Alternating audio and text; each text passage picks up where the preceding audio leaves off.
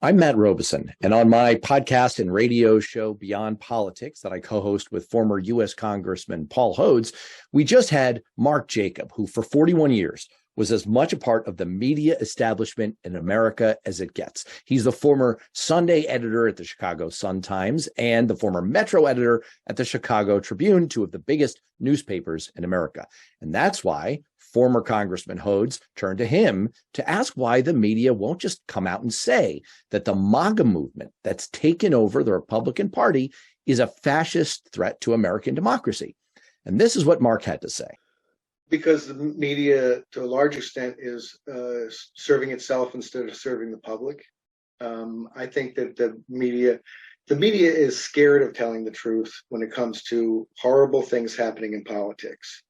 Nobody was set up for this rise of fascism, and it is fascism.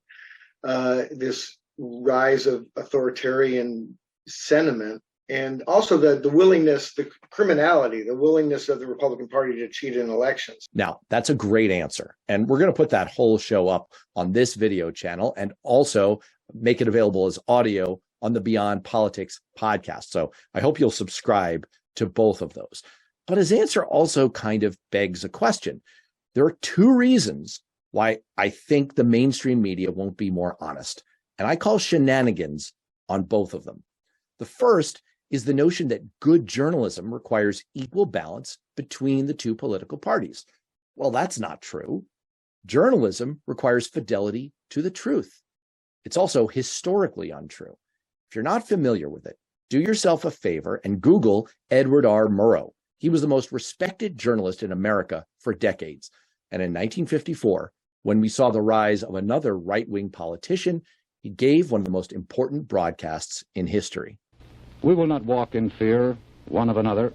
We will not be driven by fear into an age of unreason if we dig deep in our history and our doctrine and remember that we are not descended from fearful men, not from men who feared to write, to speak, to associate, and to defend causes that were for the moment unpopular.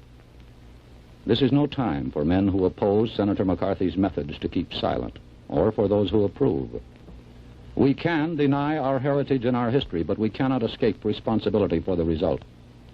There is no way for a citizen of a republic to abdicate his responsibilities. That broadcast led to a nationwide backlash against McCarthyism and the downfall of that rising right-wing zealot. George Clooney made a whole movie about it. Washington State University named an entire College of Communication after Murrow, and the award for outstanding contributions to public radio is called the Edward R. Murrow Award. The point is, if one of the most celebrated journalists in history, the paragon of integrity and journalistic fairness, could devote his most famous broadcast to calling out a right-wing demagogue, there is nothing in the journalistic code of ethics that prevents anyone from doing the same thing today.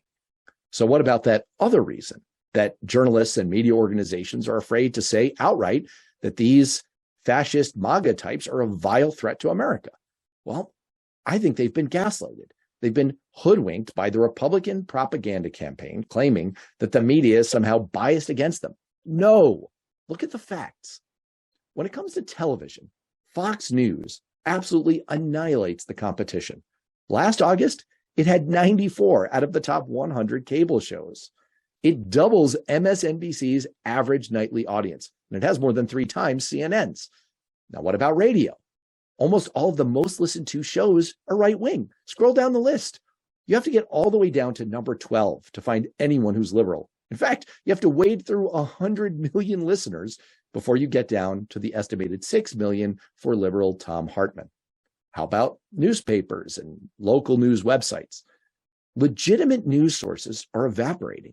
In the last 15 years, more than a quarter of America's newspapers and half of its journalists have disappeared. What's taking their place are online local news sites that look like legitimate news sources, but are actually simply Republican propaganda mills. It's true, there is an explicitly liberal network of local news sites. They operate 8 websites. The conservative network has more than 1,300. Finally, there's the 800-pound elephant in the room, the online world. FoxNews.com has more than 100 million unique visitors per month, far more than the New York Times or Washington Post. There are about 20 conservative websites which attract at least 1 million unique visitors per month, which laps what the liberals have. Ben Shapiro's conservative news website, The Daily Wire, has absolutely annihilated every other publisher on Facebook. And of course, speaking of Facebook, their posts and their engagement are dominated by right-wingers like Shapiro and Don Bongino and David Harris, Franklin Graham, all kinds of fringe groups. So let me repeat, the idea that media has a liberal bias was cooked up in a Republican lab. It's absolutely false. The reverse is true. When you look at the media that Americans consume, right-wing television, radio, news websites, and social media presences are way ahead of mainstream media, and they absolutely dwarf the explicitly liberal media. It's not even close. But of course, the media has gotten so bamboozled by the myth that they overcorrect, and that's what's landed us where we are. So what can we do about it? Well, obviously, I think what you're doing right now is a good start. I, of course, want you to subscribe to this channel and to my podcast, Beyond Politics.